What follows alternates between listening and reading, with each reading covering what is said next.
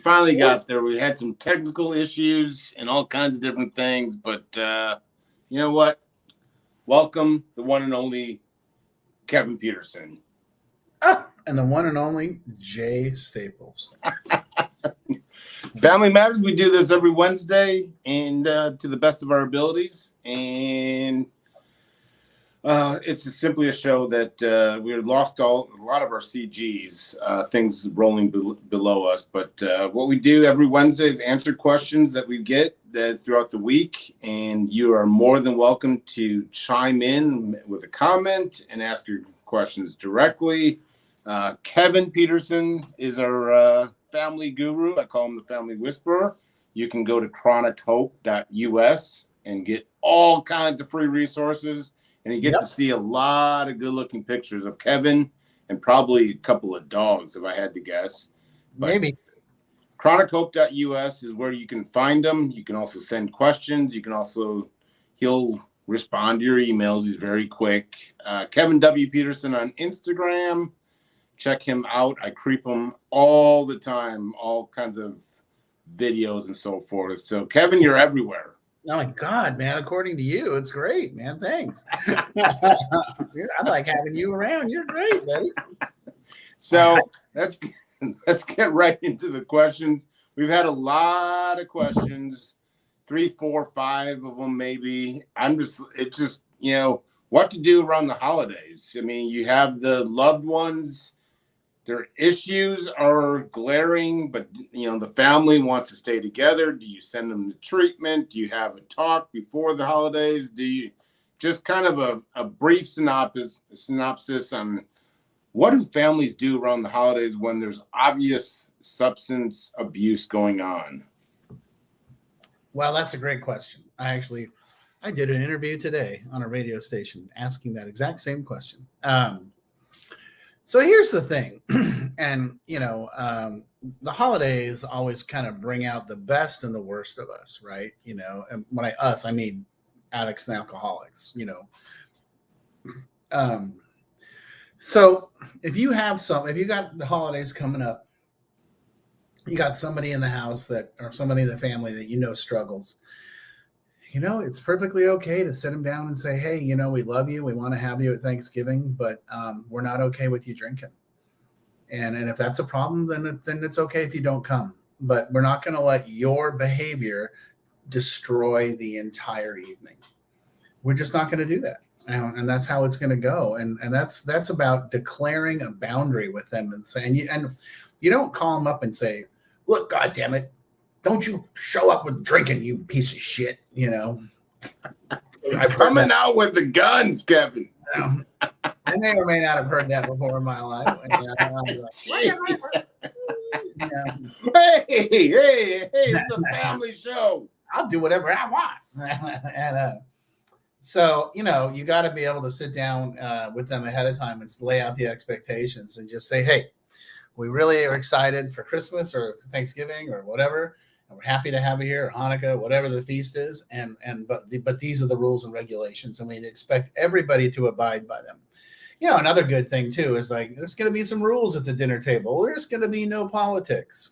There's going to be we're not going to have any drinking or doing crazy stuff, and we're not going to go after each other. Everyone's going to be friendly and chummy and have a good time. And at least for that afternoon or that evening, we're going to all pretend like we get along.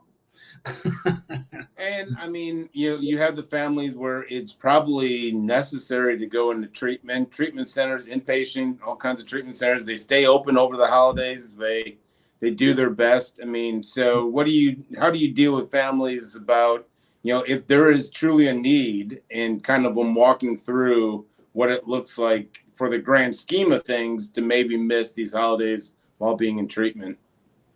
Another great question. Especially if they have kids, if they're one of the parents or something. Here's the thing. And I mean, I've actually kind of got into it with families who are like, well, we're going to do this after the holidays. I'm like, no, you need to start now so that the 30, 60, 90 days is over as soon as possible, because you don't know what's going to happen.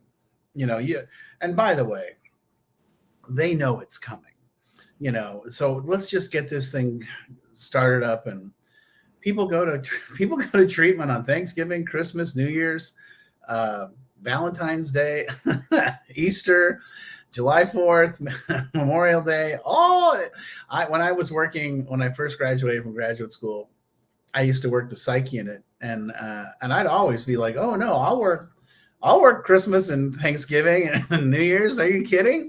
It's like, it's great. You get paid like triple, and it's fairly quiet.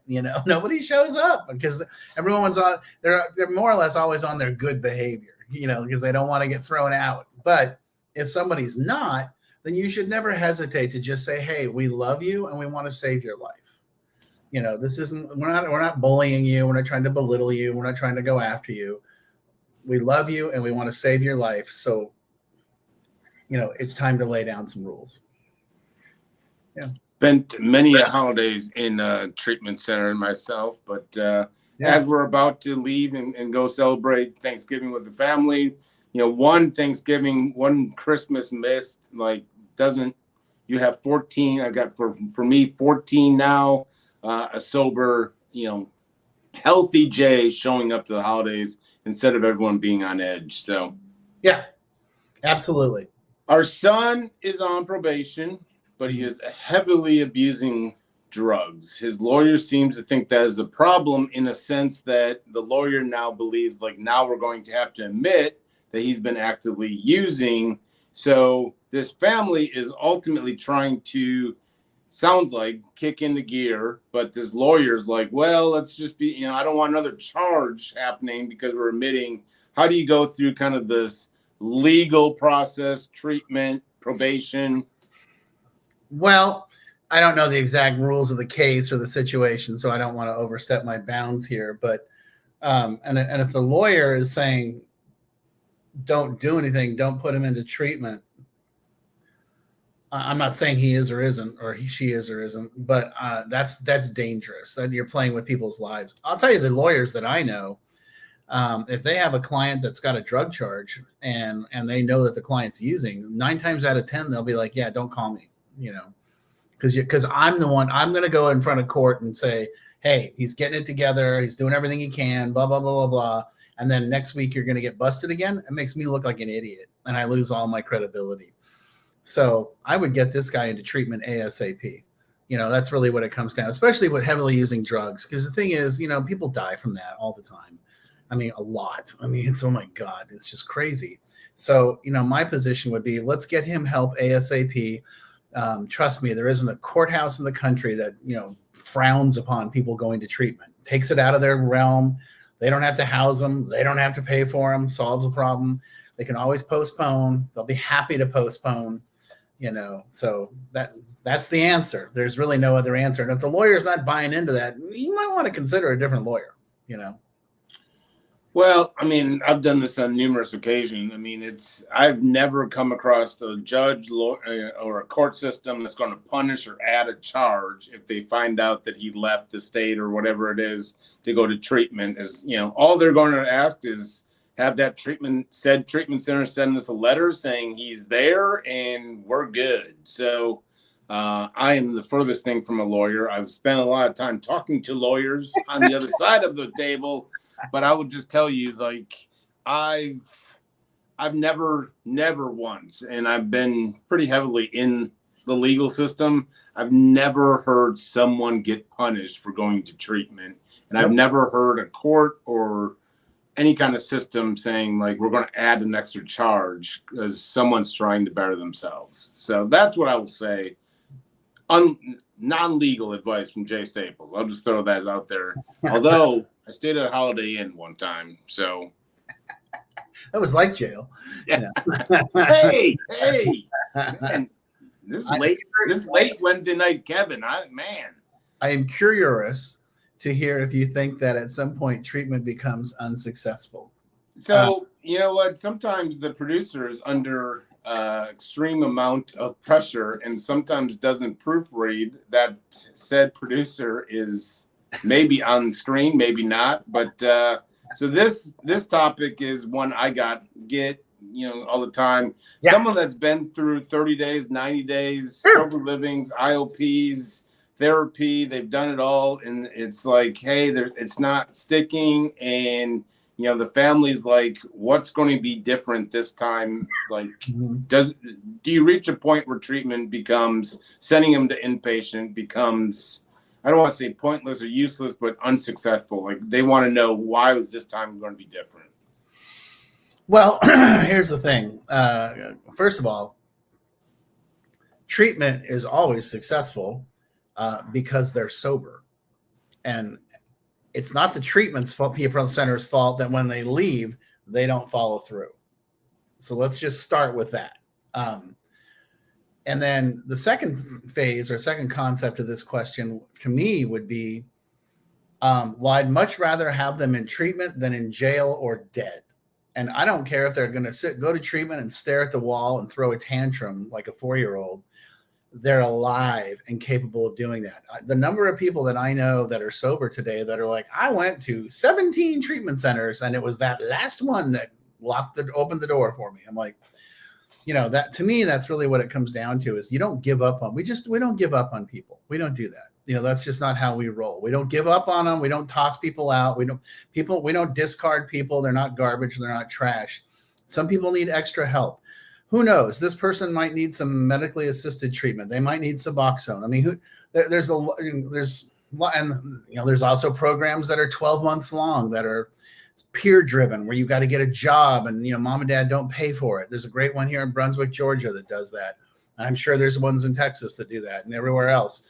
And those are a much more hardcore environment, but maybe that's what's necessary. And when they come home or when they leave treatment, the layer of expectations and boundaries have to be in place. That, congratulations, you did your 30, 60, 90. We're so proud of you. Hooray, you get a cake and a chip and it's all wonderful. And now the work starts. 30, 60, 90 days of treatment is wonderful and it's great.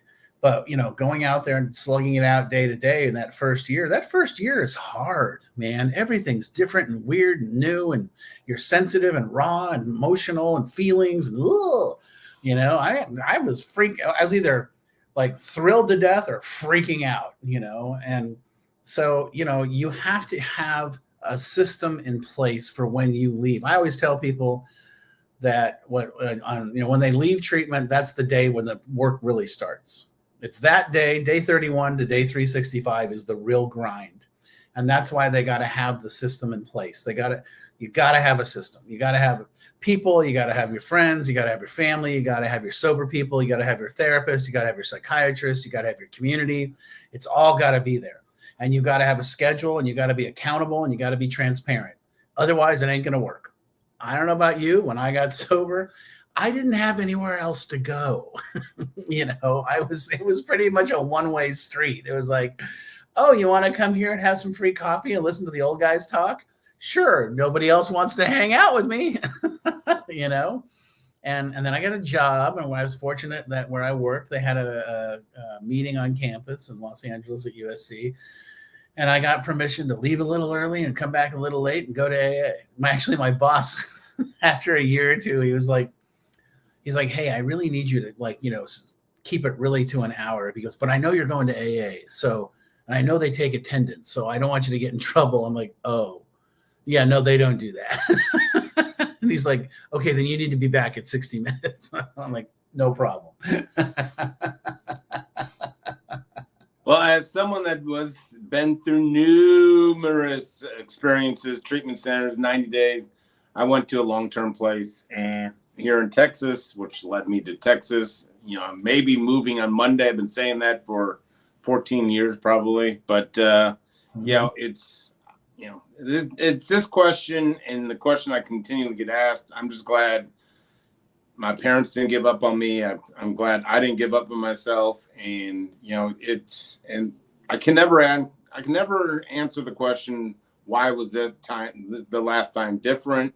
I just approached it differently. The family was, communicating differently. Like, everything just kind of fell into place. And I started truly getting connected with myself, I guess would be yes. So I can living proof. I can tell you that I've been through numerous treatment centers, not 17. I don't think Kevin was talking directly to me, but I related to it. it was a lot. My daughter has chosen to get deeply involved in her church instead of going to 12-step meetings. It has gotten worse, meaning her drinking. She's isolating from the family. This one it was, like many of our questions, keep them coming. There's a long question, and I read it all, and it's a viable question in the sense, and I hear it all the time. Kind of just it's not church or 12-step. It's more like, what's your opinions on 12 steps and kind of getting outside? But she's obviously kind of a little resentful at her daughter in this case, not truly. She feels almost as if it's hiding within the church away from her problems. Yeah. Well, here's the deal. I always tell my clients or my families that I work with or the individuals, I only have two conditions: abstinence, total abstinence from drugs and alcohol, and behavioral change. So if they can accomplish that through 12-step recovery, great. If they can accomplish that through church, phenomenal. If they can accomplish that through therapy and psychiatry, wonderful. Yoga, CrossFit, whatever. I don't care. As long as those two things are happening, I'm on board. Now, I will tell you that statistically, through the Stanford School of Medicine and Psychiatry, in 2020, the most successful platform for getting people abstinent from alcohol is AA, is the 12-step recovery world. Woo-woo! How about that? Now, there's another thought for your daughter, is that, her church might have a Celebrate Recovery program, and that might be an option. But what I would say is, with your daughter, I would just make it clear, we need two things. One, your total abstinence, and two, your behavior changes. And you can go to church all you want, but if you're still not treating us well, and you don't have a job, and you're not being self-sufficient and taking care of yourself, we're not interested. We don't care. I mean, it's great, good for you, and we're not throwing you out with the baby out with the bathwater, but we're just, until we see abstinence and behavior change, we're going to keep our distance. Doesn't mean we're not going to talk to you. Doesn't mean we're not going to hang out with you. Just means we're going to keep a very limited contact situation and keep our distance. And that's the deal. That's the reality. And I get it. You and I hear this all the time. Oh, I had a guy yesterday. It was like, well, AA, man, it's like a cult. And I'm like, I have a question. And he's like, what's that? I said, are they sober? And he's like, yeah. I said, do they have good lives? He's like, yeah. I said, are their marriages good? He's like, yeah. I said, you should join the cult, and then he was just kind of like, I knew you were going to say that. I'm like, I wish I had magic pills and magic therapy to make you all better, bro, but I don't. I just don't. The best story, I mean, from a client that I was in a long-term place, and he graduated, and we laugh about the stories. Like, he called like in the first month or something, called mom and dad, said like, this place is a cult, AA is a cult, and the mom said, well, join the cult, and hung up. I love that. That's so awesome. So I mean, still the best story that always sticks with me. And in a sense, like, I think my life was like that. I think my mom would have probably put Jesus in there somewhere, and probably not hung up because she thinks that's really rude.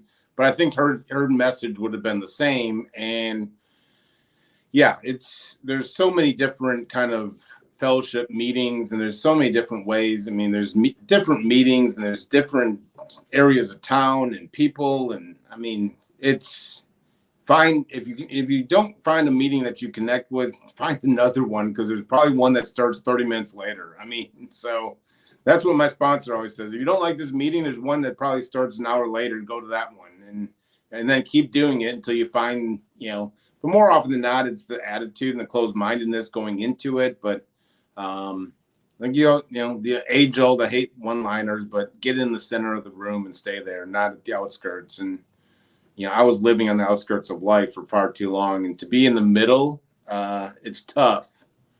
And maybe I joined a cult, who knows? But my life is a lot better. We may have joined a cult, Jay. I mean, and I'm not to ridicule. I mean, yeah. I get that fear. I mean, when I was like, well, this is how bad it's become, man. I got to go to the weird people. And, and I walked into a room and there were 100 guys. They were loud and obnoxious and hooting and hollering and having a great time, and all ages and all colors. And I was just like, wait a minute, this is a fraternity party, but they just don't drink, and I was like, this is great, And then I went to another meeting and there were girls, and I was like, whoa, I think this is going to work out just fine. And then I have a men's Saturday morning meeting, and most of these guys are successful, but yet they always say, like, I think we average about 3 to 4 marriages within this group, and so we're not going to give you marriage therapy, but if you want to stop drinking, we're really a fun group. And I love that. I mean, it was they keep saying it, and I'm getting tired of hearing it, but when I heard that for the very first time, it's like, that makes sense. Like, I need to stop drinking. It may not be outside issues with marriage, but we all come together for that primary purpose, to help another alcoholic stop drinking.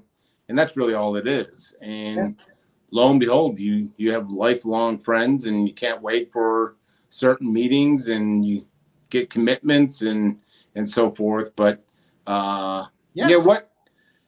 always, I'm curious. I'm going to put you on the spot. Like, you always hear that question. What was it, Kevin, that made you, this time you got sober, or what was it that you chose sobriety?